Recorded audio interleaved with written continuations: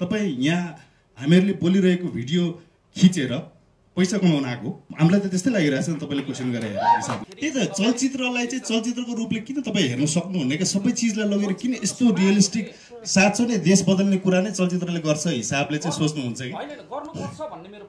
होइन, क्वेसन गर्ने हो, चलचित्रले प्रश्न उठाउँछ। सल्युसन कहाँ चलचित्र कर्मीहरूले दिने? अनि यसलाई यसरी बुझौँ, उहाँको सिनेमाप्रतिको बुझाइको कमी भइसकेपछि यस्तो प्रश्नहरूको हामीले पनि समाधान सामना गर्नुपर्छ जस्तो लाग्छ। मैले समस्या बोलिदिन सक्छु तर त्यसको समाधान दिन सक्दिनँ होइन। समाधान दिने भन्ने नै होइन भन्दैछु, मैले तपाईँलाई भनिरहेको छु, तपाईँको आफ्नो बुझाइको कुरा नगर्नुहोस् क्या। म एज अ सिनेमा मेकर मैले मेरो बुझाइ मैले कसरी बुझाएको छु, कसरी फिल्म बनाइरहेको छु भनेर भनिरहेको छु होइन।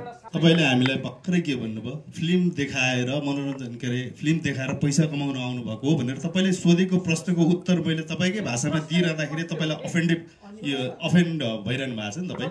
अरे त्यो कमाउँछ भन्ने चिज, अरे काम गरिसके पछाडि चाहिँ सबैले पैसा कमाउनुपर्छ जस्तो लाग्दैन? तपाईँले आफ्नो साथीहरूलाई सोध्नुहोस्, तपाईँले गरेको क्वेसन जायज छ कि छैन अरू पत्रकार साथीहरूलाई सोध्नुहोस् सबभन्दा पहिला, जसरी तपाईँले सोध्नुभयो। किशोरजी मैले रोकेला किशोरजीलाई टुङ्ग्याउला।